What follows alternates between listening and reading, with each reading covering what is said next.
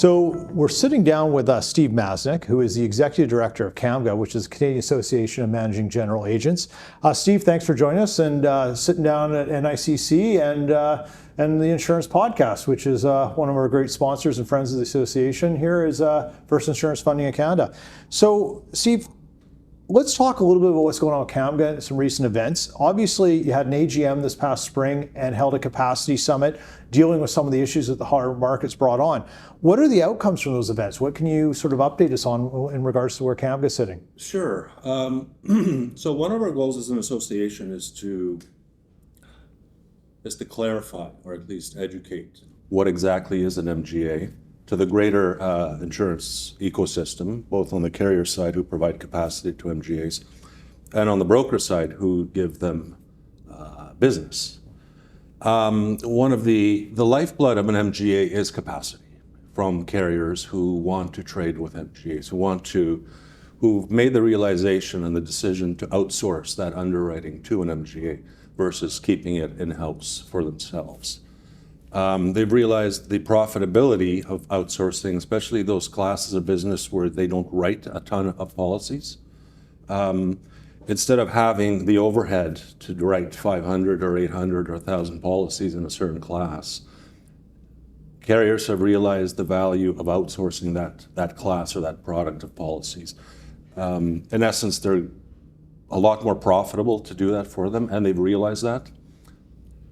So the lifeblood of an MGA is capacity given to them through what's called a delegated underwriting authority arrangement between the carrier and the MGA. In essence, the carrier sets up a framework for that MGA to be able to write a certain class of business or a certain product, and that MGA has to stick within that framework. The flip side of that is that the carrier is responsible through reserving and through their capital to pay the claims once there's a claim filed against an MGA, or at least an MGA underwritten policy. Right. There's probably a good 30 to 35 domestic carriers in Canada who trade with MGAs.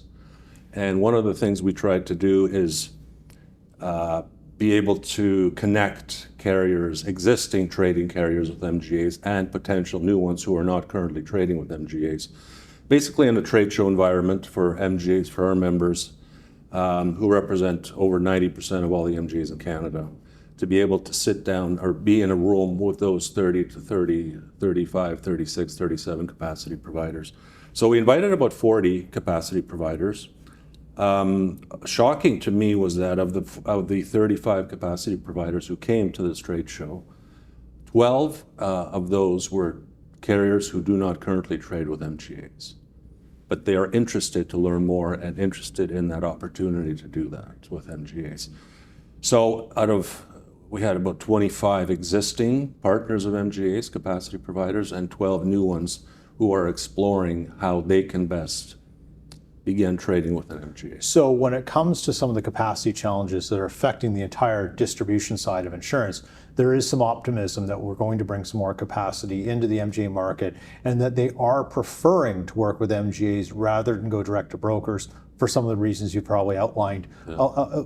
A more efficient approach to writing business, and obviously everyone wants profitable business, and if you can find ways to make things more profitable at the start, it's going to have a better outcome long term. CAMGA is also working a lot with regulators, and the regulatory nightmare, let's call it a nightmare in Canada, 10, 12 different regulators across the board, is difficult to navigate. Not all of them have their own insurance acts because it's provincially regulated, but not all of them manage MGAs the right way. Are there any updates around what you guys have been doing for advocacy with regulations for members? Yes.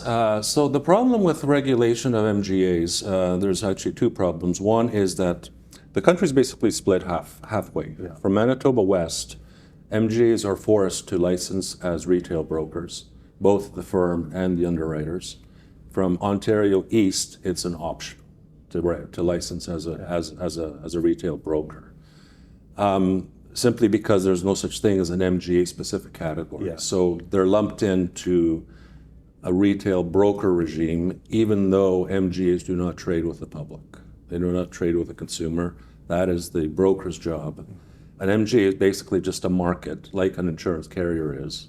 They underwrite, they receive submissions, they don't advise the consumer.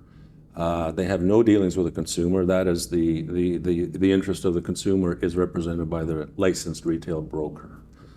So one of the things we've done 2.5 years ago was take from the broker regime what's strictly applicable to an MGA, put it into our code, which is called the CAMGA code, which is a condition of membership into our association. All of our members agree yearly, take an attestation that they will follow our code.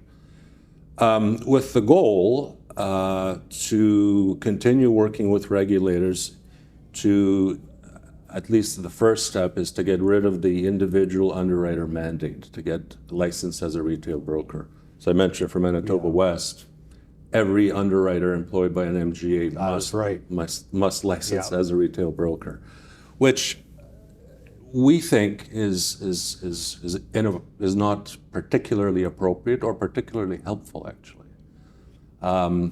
The underwriter employed by an MGA does exactly the same function as an underwriter employed by a carrier. Underwriters employed by carriers are not forced to license as retail brokers. So we're working with regulators. There's a bit of an unknown because simply there is no such thing as an MGA license. Yes. They're just lumped into what we think is an inappropriate category. It's not good for the efficiency of the sector. It's onerous. They don't sell, generally speaking, they don't sell personal lines. It's mostly 99% of what MGAs do is commercial and specialty. Yeah. So we're getting there. It's a challenging thing because you are dealing with things. Do you think the Western Trade Partnership through the Western provinces has an impact on how they look at it with the regulators? Or, it was, when it came in, it deemed to be sort of looked at as a more efficient transportation of licensing across the provinces, but now they've captured MGAs into it. Is that something that is navigable to change, or do you think it's a bit of a headache that is going to take some time? It's going to take some time, but I think we're making progress. We have pretty good success so far with the Ontario and the Quebec regulators, which are the two biggest in the country. Yes. Once we get past that hurdle of getting rid of the mandate for the individual underwriter in one or two of those jurisdictions, Ontario or Quebec, I think it'll be a lot easier to convince the Western provinces to follow suit. Yeah. But it's a long process. We've gotten here. It's taken 20 years. It's not going to take 1 or 2 years to get out of how things have been for 20 years. And for someone like yourself who has a long history in government relations and stuff, you know what it means to change regulations. It's very onerous, particularly given the political times, provincial elections, and all the different ideology. I mean, right now, I think in Manitoba, it's having an election next week, and who knows what's going to happen if a new government's formed. And it could set you right back to square one, depending on their priorities. With CAMGA and the consolidation of an entity representing MGAs, your membership base is growing. As you just said, you have 90% of all MGAs as members, which is a wonderful thing for a code of conduct and market access, and speaking with a unified voice. Are there things that we can expect from CAMGA coming out, such as reports or things from members, maybe based on premium, maybe it'd be based on other things, that can sort of help other brokers and people understand the role that CAMGA is doing and what its members do for the industry? Mm-hmm. Well, yes. Actually, the first thing that comes to my mind is we're organizing in April a Meet the MGA Market trade show for brokers. Okay. So instead of having it at various provincial broker association trade shows where you have carriers lumped in with MGAs, lumped in with vendors, lumped in with Which is the old way of doing things, right? It's sort of a hodgepodge of, oh, look, there's an MGA I didn't know about. Yeah. Now it's going to be specific. Exactly. So it's going to be only the exhibitors will be MGA Markets, our members. Yeah. And brokers are welcome to come for those 3 or 4 hour window that we're going to set it up for in April. Likely it'll be in Toronto. It'll be a broker meet the MGAs. Yeah. One thing that surprised me, I was 2 weeks ago at the IBABC trade show. And it used to be a number of years ago, until maybe 3 or 4 years ago, you used to have 30, 35 carriers at these trade shows. It doesn't matter whether it's IBABC, but the other ones too. And maybe 3 or 4 MGAs. Last week, 2 weeks ago, when I was at the IBABC trade show, there was about 30 MGAs, only 5 or 6 carriers as exhibitors. Really? So the it's shifted. Yeah. That brokers are now seeing the value of MGA markets for them versus the traditional historical carrier. And would there then be trust from the carriers too to say, hey, we are well represented by these MGAs, that they're going to do a good job for us without us having to deploy resources? And we know the world's gotten a lot more complex for carriers right now, where they have to deploy limited resources within their structures, depending on whatever transformation project you're on this week, because it seems they're all going through them. The other big thing that's going on with the industry right now is the incredible level of consolidation on the distribution channel, the broker side. How is that affecting CAMGA and the members and such? Are they caught up in this? Are they finding different situations that they didn't intend on seeing as consolidation keeps happening? We have probably, of our 68 members, maybe 10 that are owned by brokers who they themselves are merging and getting married. Yeah. So there is a little bit of that, but virtually 90% of our members are pretty much independently owned, not by carriers, not by brokers. The sector is still developing. The entire MGA channel is still developing with the use of technology, data, systems, just education, what an MGA is to their customers, who are the brokers. So that's not really happening because the sector isn't as mature as, for example, other mature sectors like the US or the UK. Right now, about 20% of the commercial space is underwritten by MGAs. If we look at in proportion to the United States or the United Kingdom, there it's about 50%. Right. But those two markets are about 10 years ahead of what the Canadian MGA space is like. They're telling me that if we follow the trend that happened in those two markets, the US just south of the border and the UK, you could see 40 to 50% of the entire commercial space will be done by MGAs. So I want to follow up on something that we've heard talked about at the conference today. A lot, it was mentioned at the opening session by Don Miller last night, the use of technology and digitization. We've heard it in a few different panels today. It's a consistent theme that's been running for a few years. Maybe not everyone understands a little bit about what CAMGA's done in a digitization and modernization way through technology, and that's with the Bridge platform. Do you want to talk a little bit about that? Sure. Because this is something that's long been asked for, as you well know from your past career history, on the broker side. SMC, single entry multi-carrier interface.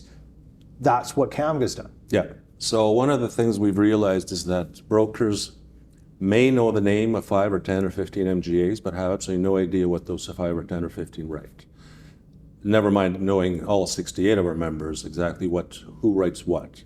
So in our thinking, we were trying to develop a platform where a broker goes in, types in, I want to insure a round table made out of wood covered with glass, like this table here. Yes. Type that in, 3 or 4 questions, up will pop up the name of 3 or 4 MGAs who currently today have an appetite to write round wooden tables covered with glass.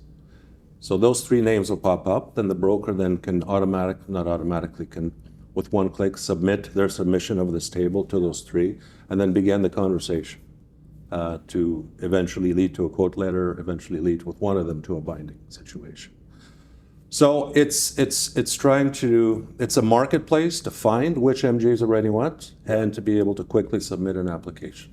So that is essentially sort of the holy grail of what's been asked for a long time. It's a portal, but not a portal in the same way. It's the closest thing we have right now to a functional API. Do you think there's ever going to be a point where it can be tied into a broker management system? Absolutely. That is, and that's the best news ever, because we all know there's a lot of pressure to get to that point.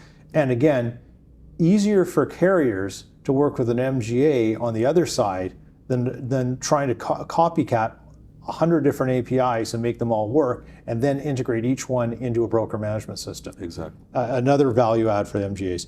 So Steve, just getting back to NICC, what do you expect to hear later on today? Anything you're excited about, networking opportunities here that you're excited about meeting and talking to people or hearing stuff about? Yeah, well, first of all, I'm very honored to be able to be on the insurance podcast. I think it's a premier thank you. Dialogue platform for the insurance industry. The future of commercial, that's really interesting to me because that's really what the MGA bread and butter is all about. Absolutely it is. It's hard to say how commercial will look like. There was a session today about how commercial is going to look like in 10 years. It's hard to say how it's going to look next year or the year after that. I agree. Looking 10 years out almost seems a little too optimistic. It's very strange, even predicting what's going to happen next year in commercial. MGAs are here to stay. MGAs are a valuable partner to brokers, a valuable partner on the flip side to carriers. I think the leadership here who's at this conference is absolutely second to none. Yeah, it's very well represented, and the contributions are fantastic. MSA, Joel and his team do a terrific job of attracting the top people in the entire industry all in one room for a day and a half. Yeah. And it's invaluable to me. I meet people, I meet carriers that I've been trying for months to get a hold of. Yeah. Just running into the hall and then exchanging cards. And so, no, it's very valuable. Absolutely. Well, Steve, thanks so much for dropping in and sitting down with us and sharing some thoughts on what's going on with CAMGA and other issues in the industry. Thank you, Pete.